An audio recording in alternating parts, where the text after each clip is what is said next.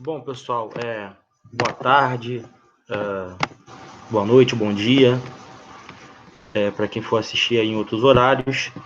Vamos falar hoje sobre Brasil pré-colonial. Desculpa abrir aqui o slide errado. Só um minutinho, que é o Brasil. Colônia, economia do açúcar. Bom, na aula de semana passada, nós falamos sobre a estrutura política administrativa do Brasil colônia. Hoje vamos falar sobre economia. Brasil colônia, economia açucareira. Mas antes da gente entrar, de fato, nesse tema, a gente pode relembrar que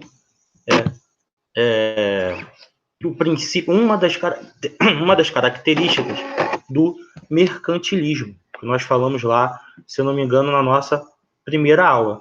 E essa característica que nos interessa, quando falamos de história do Brasil colônia, é o colonialismo, ou o sistema colonial, ou o pacto colonial. Olha como é que funciona esse ciclo entre colônia e metrópole.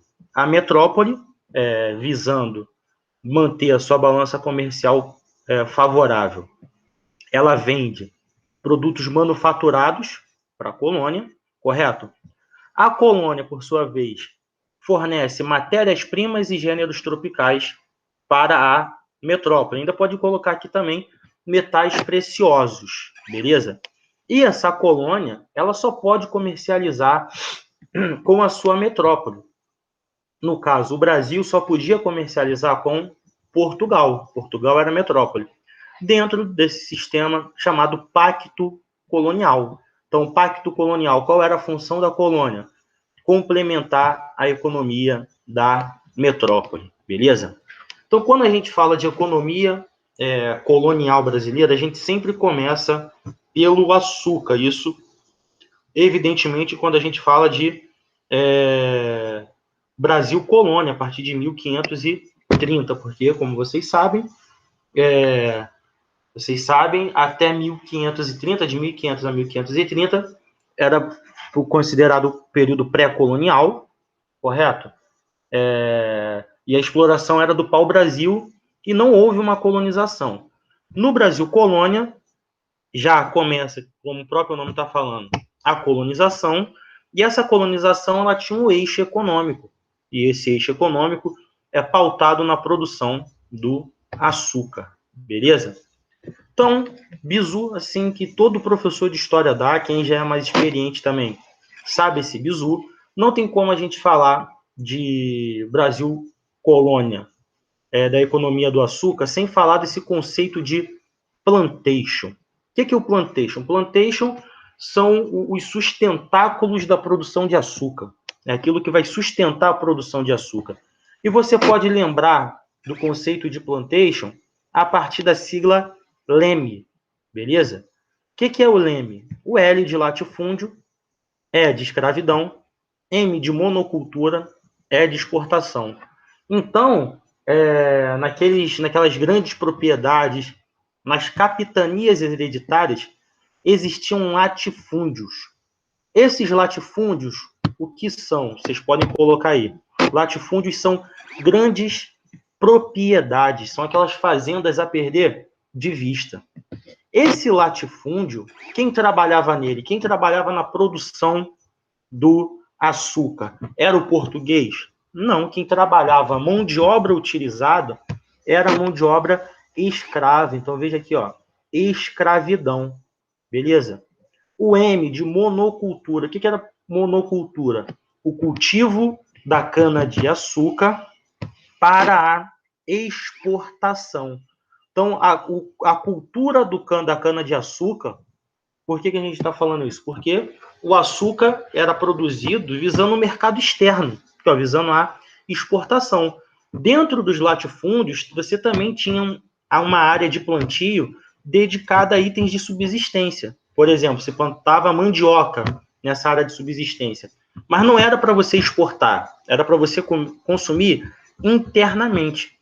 Então, na área de plantio, havia uma área dedicada, uma pequena parte, a essa subsistência, a eu plantar aquilo que eu vou comer, e você tinha a maior parte relacionada à monocultura, se plantava açúcar para exportar, beleza? E por que o açúcar? Por que não outro gênero agrícola? E aí eu coloquei aqui, ó, as vantagens. Elevado lucro com o tráfico de escravos.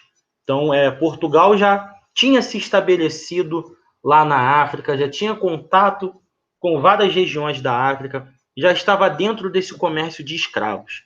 E você trazer escravo aqui para o Brasil para trabalhar no engenho de açúcar, isso, sem dúvida nenhuma, proporcionava um lucro muito grande para os comerciantes de escravos. Experiência prévia, Portugal já tinha testado o sistema de capitanias hereditárias em outras regiões, as chamadas Ilhas Atlânticas, Cabo Verde, Açores, Ilha da Madeira. Então, Portugal já tinha uma experiência com relação a isso. O clima e o solo favorável, principalmente Pernambuco. Pernambuco vai se tornar o epicentro da produção de açúcar no Brasil, chamado solo de Massapé, beleza? E a promessa de grandes lucros. O açúcar era um produto muito valorizado na Europa. Só que, como eu mencionei na aula passada, o açúcar,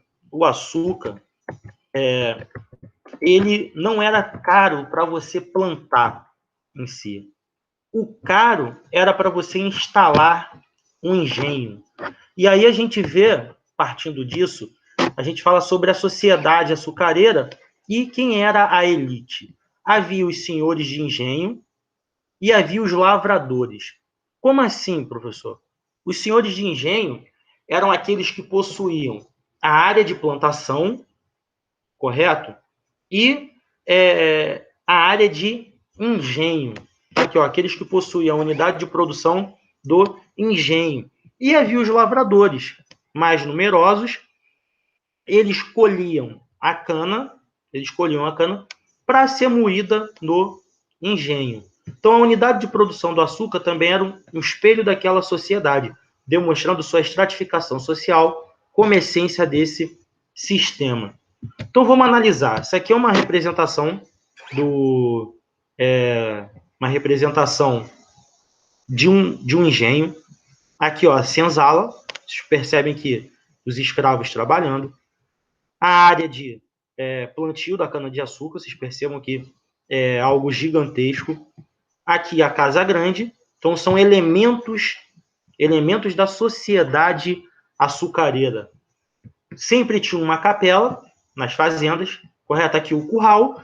Aqui era a área do engenho, onde se secava, onde se moía a cana, onde você refinava o açúcar. E percebam que é uma imagem bem ilustrativa, porque você vê negros escravos trabalhando. E aqui a importância do gado, que nós falamos lá, que foi implementado depois, numa larga escala, com Tomé de Souza, mas antes a importância do gado era por isso aqui, ó, como força motriz da moenda, beleza? Então, essa é a economia do açúcar. A economia essa que deu um certo dinheiro para Portugal, contribuiu lá no processo de consolidação de Portugal no processo de expansão marítima. Entretanto, esse comércio de açúcar ele passa a declinar. Declinar em que sentido? Vamos lá, vou abrir aqui mais uma aba e aí eu vou falando e vou pontuando para vocês. Por quê? Vamos ver as mudanças que ocorreram. Dentro dessa economia do açúcar, nós vimos, começou capitanias hereditárias, depois passou para governo geral. O governo geral, ele vai existir, ele vai se perpetuar, mas só que em 1580 ocorreu a chamada União Ibérica. O que é a União Ibérica? 1580, 1640, 60 anos aí de União Ibérica. Pode anotar aí, ó. A União Ibérica foi a união das coroas de Portugal e Espanha. Como assim a união das coroas de Portugal e Espanha? Bom, ocorreu em 1580 a chamada, que é conhecido como vacância no trono. O que é vacância no trono? É quando um rei morre e não deixa um herdeiro direto legítimo. Foi o que aconteceu em Portugal.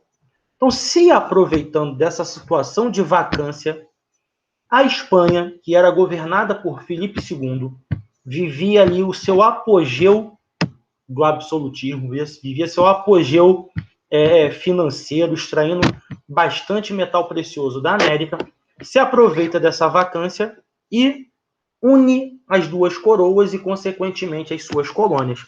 Então, a partir de 1580, a Espanha vai anexar Portugal e todas as suas colônias. Beleza? Dando início à chamada União Ibérica. O problema disso tudo era que, antes da União Ibérica, Portugal tinha um parceiro comercial no comércio de açúcar. Quem era esse parceiro comercial de Portugal? Era a Holanda. A Holanda, ela revendia o açúcar produzido no Brasil na Europa. Portugal plantava aqui no Brasil, tinha toda aquela a tecnologia que nós vimos do engenho, e quem vendia, o responsável por vender o açúcar, era a Holanda. E, além disso, nós vimos também que a Holanda ela financiou, banqueiros holandeses, no caso, financiaram, através de empréstimos, muitos engenhos. O português não tinha lá tanto dinheiro, pegava um empréstimo lá na Holanda, com bancos, e vinha aqui e instalava um engenho de açúcar. Beleza? Isso antes da União Ibérica. Acontece a União Ibérica, e qual foi o problema da União Ibérica? O problema era que Espanha e Holanda estavam em guerra. Então, o que a Espanha faz? A Espanha, em retaliação à Holanda, a retira do comércio de açúcar. Então, a Holanda, que antes tinha uma parceria comercial com Portugal, ela sai dessa parceria, ela é retirada dessa parceria de revender o açúcar produzido no Brasil na Europa, porque a Espanha agora estava dominando, beleza? Isso foi a União Ibérica. E aí depois a gente fala como a União Ibérica acabou. O que acontece depois? O que acontece foram as chamadas, deixa eu abrir aqui um outro slide, invasões holandesas. E por que invasões holandesas? A Holanda, ela vai retaliar agora, ó, a Espanha, em retaliação à Holanda, tira a Holanda do comércio de açúcar. A Holanda, em resposta a essa atitude da Espanha, cria a chamada Companhia das Índias Ocidentais. E essa Companhia das Índias Ocidentais ficou responsável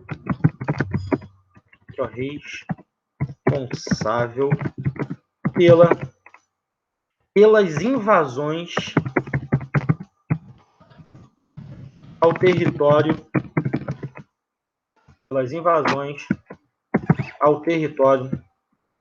brasileiro.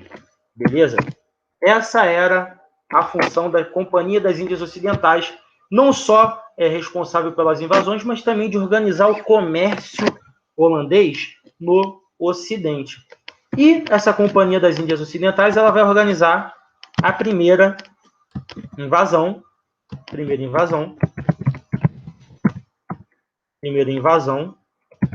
Aqui, ó. Primeira invasão. E essa primeira invasão se deu em Salvador. em 1624, sendo eles expulsos em 1625. Então, por que eles invadiram Salvador? Salvador era a capital, correto? Se eles tomassem o centro político, todo o resto seria uma consequência, beleza?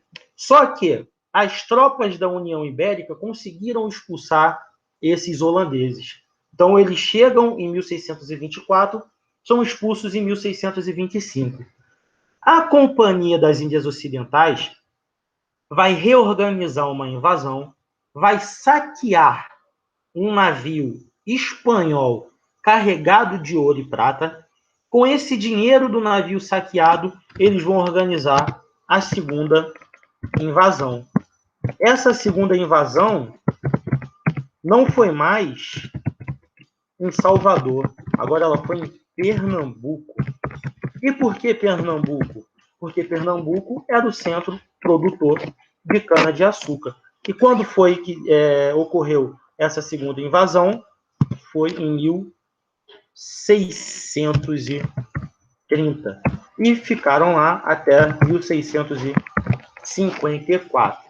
Beleza? E aí começa, a partir de aqui, 1630 a 54, o chamado Brasil holandês. Eles ocuparam essa região, parte ali da região Nordeste, e estabeleceram ali um governo com destaque para Maurício de Nassau. Mas isso a gente fala num próximo momento. Valeu? Um abraço para todos e fiquem com Deus.